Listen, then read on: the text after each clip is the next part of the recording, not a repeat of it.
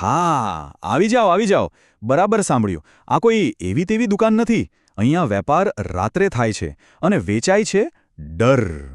તો ચાલો, આજે આપણે એક એવા ગીતના શબ્દોમાં ડૂબકી મારીએ જે એક આખી ફેક્ટરીની વાત કરે છે, જ્યાં ડર બને છે અને પછી વેચાય છે. આપણા આજના વિશ્લેષણનું કેન્દ્ર છે આ રૂપક, ધ ફિયર ફેક્ટરી, એટલે કે ડર બનાવવાનું કારખાનું. એક એવી જગ્યાની કલ્પના કરો જે ડરનું ઉત્પાદન કરે, એને સરસ રીતે પેક કરે અને પછી એક સામાનની જેમ બજારમાં વેચી દે. તો ચાલો આ ફેક્ટરીના દરવાજા ખોલીએ અને જોઈએ કે આ આખો કારોબાર ચાલે છે કેવી રીતે. તો ચાલો, આ ફેક્ટરીના એક ખાસ પ્રવાસ પર આપણે એનો ખૂણો જોઈશું. કાચો માલ ક્યાંથી આવે છે, એમાંથી માલ તૈયાર કેવી રીતે થાય છે, અને સૌથી મહત્વની વાત કે આખરે આ ડર ખરીદનારા ગ્રાહકો છે કોણ. આ સફર માટે તૈયાર છો? પણ સૌથી પહેલાં એક વાત સ્પષ્ટ કરી લઈએ. આ કોઈ ઈંટો અને સિમેન્ટથી બનેલી ફેક્ટરી નથી. ડરની ફેક્ટરી એ એક શક્તિશાળી સામાજિક તંત્ર છે. એક એવી સિસ્ટમ જે આપણી આસપાસની સાચી હોય કે ખોટી બધી જ માહિતીઓ અને ઘટનાઓનો ઉપયોગ કરે છે અને એમાંથી ચિંતા અને ગભરાટ જેવા ઉત્પાદનો બનાવીને આપણા સુધી પહોંચાડે છે. ચાલો, તો હવે આપણે સીધા ફેક્ટરીના પ્રોડક્શન ફ્લોર પર જઈએ. જોઈએ કે આ ડર નામની વસ્તુ બને છે કેવી રીતે. અને જુઓ, કોઈ પણ ઉત્પાદનની જેમ આની શરૂઆત પણ કાચા માલથી જ થાય છે.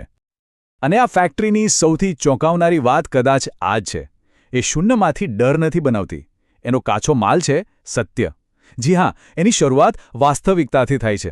એ કોઈ સાચી ઘટના કે માહિતીને ઉપાડે છે અને પછી એને પોતાની રીતે મરોડી નાખે છે. ગીતના શબ્દો આપણને બતાવે છે કે આ આખી પ્રોસેસ 3 સ્ટેપમાં થાય છે. પહેલાં, સત્યને મશીનમાં નાખવામાં આવે છે. પછી જૂઠાણા અને સનસનાટીના અવાજો વચ્ચે એને એવી રીતે પીસવામાં આવે છે કે એનું આખું રૂપ જ બદલાઈ જાય.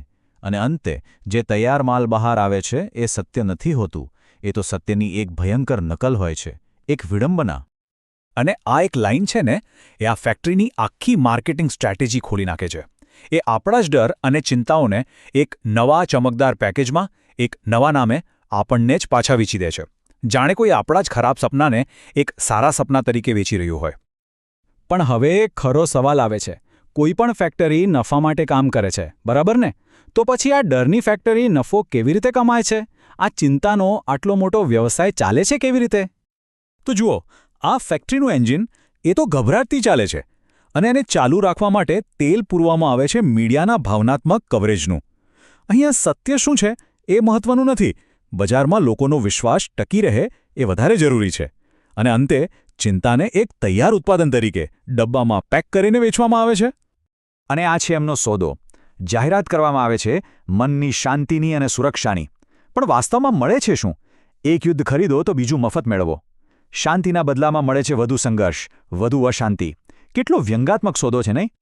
અને સૌથી ગંભીર વાત, આ બિઝનેસ મોડેલનું અંતિમ લક્ષ્ય શું છે? એ છે કે લોકો પોતાની ચિંતાઓ અને વિચારોની દુનિયામાં પ્રવેશવા માટે પણ પૈસા ચૂકવે. જાણે કે પોતાના જ મગજમાં દાખલ થવા માટે કોઈ ટિકિટ ખરીદવી પડતી હોય. અને હા, આ કોઈ એક શહેર કે દેશનો સ્થાનિક ધંધો નથી. ના, આ ડરની ફેક્ટરી એક આંતરરાષ્ટ્રીય કોર્પોરેશન છે.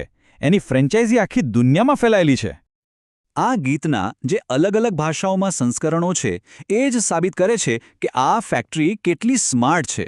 તે દરેક બજાર પ્રમાણે પોતાને ઢાળી લે છે. પેકેજિંગ ભલે અલગ હોય, ભાષા ભલે અલગ હોય, પણ અંદરનું ઉત્પાદન, ડર અને એનું પરિણામ હંમેશા એક જ રહે છે. અને અહીંયા એક પેટર્ન જુઓ.